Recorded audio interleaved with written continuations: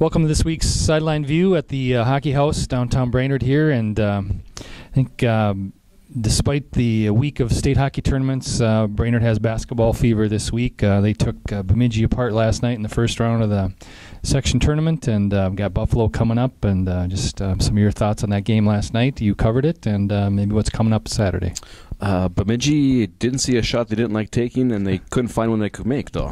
So it's a bad combination. It was a bad combination. Brainerd played well. They kind of got into the whole. They were taking some pretty bad shots too, so their shooting percentage wasn't great at the beginning of the game. But then they just started picking up the pace and they were stealing the ball every chance they could get. It seemed like the faster the game got, the tempo of the game, the bigger Brainerd's lead was. Bemidji wanted to play fast, but they just couldn't play it as well as Brainerd was playing fast. So, and then it was 50-21 at halftime, and then not much to talk about in the second half because it was, Brainerd just like you said, they just picked them apart. They did what they do. They got inside. They made some threes, not a whole lot of threes, but enough, and they caused some chaos on defense and won the game. Now they go on to Buffalo, who they beat the season opener. First game, right? Buffalo took them to overtime, and so it's going to be a good game because I know Buffalo's going to come in. They're going to be mad because last year Brainerd knocked off Buffalo. Yep. Buffalo being the number 1 seed, Brainerd was number 8. That's kind of what the story was in the dispatch today. So Buffalo's going to come back to go on a little revenge. They've been playing really well. They've won 6 in a row. At least 9 out of the last 10 they've won.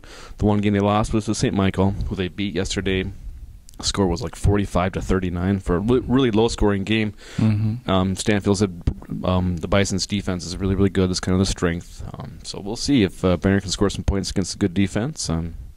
Who knows? Maybe. And a big crowd there last night, right? It was a good crowd. The band was a little small. I guess most of the kids are in choir, so they're off to. Where's the band? Where's the choir? Band is on their way to, or in Chicago probably as we speak here. They took off last night at midnight. Yeah, so Pep Band was a little small, but the student section is getting bigger and bigger, and the parents and the adult fans. There was a lot of Crosby people there. I saw. They were there when I covered the last game too. They were over there. They all had to come over and pat me on the back and shake my hand. Yeah, so the word's getting out. Brainerd's a fun watch, and I think Saturday would be a good time to hop on a fan bus and go down to St. Cloud and 6 o'clock at SCSU.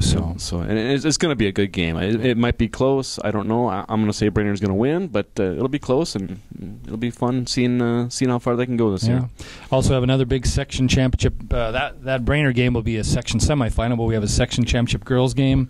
PRB plays at Crosby against Uppsala. Neither one of them I noticed have been in the state tournament, and so how are you looking at that one? Uppsala did beat Pine River during the regular season, but Pine River was not at full strength. There, you look at what Tatum Sheely kind of went through. She didn't come back until after Christmas from a knee injury. She's closer to 100% right now. They're playing really well. They have 4 girls that average double figures, and the girl that doesn't average double figures, the starter that doesn't, she scored 23 against Isle. So, a lot of different weapons, but Uppsala's good. There's no question about it, and they're probably going to be the favorite to win it.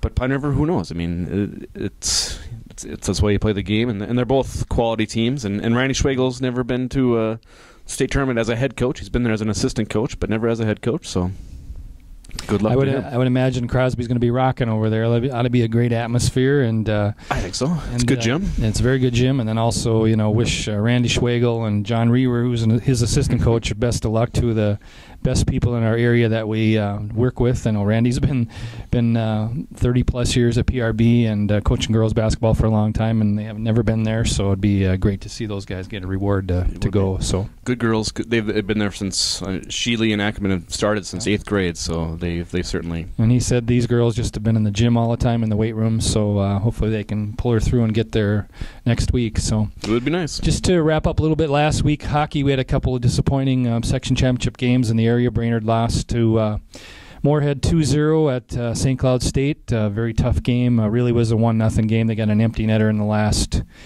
minute, so Warriors fell short again. Disappointing, obviously. Disheartening, but you're not going to have most of those people back next year.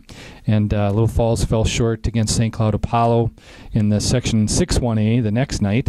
Might not have been a bad loss, considering what happened to Apollo yesterday. I see. They got beat 12-0, so that's running time in the state tournament is not a good thing. So, but Little Falls had a good year, but Apollo was really on that night, and Apollo's really a young team. I was amazed all the freshmen and sophomores sophomores they have playing. So they're a team that's going to be reckoned with in that section, as well as probably in the Central Lakes Conference next year. So they should give the Warriors a good game. But that kind of takes care of our hockey season here this year. So a lot of other teams wrapped up. Central Lakes College men and women both were lost in their region tournaments last week. Swimmers got some consolation finishes at the state meet, and wrestlers didn't do too well locally. I mean, we had Dre Logie finish 4th, Yep, that was our and then an Aiken wrestler also finished 5th. So kind of getting toward the end, but the games right now are the most fun, being section championship games and state tournament games like that. So I called Mark Helmerich today.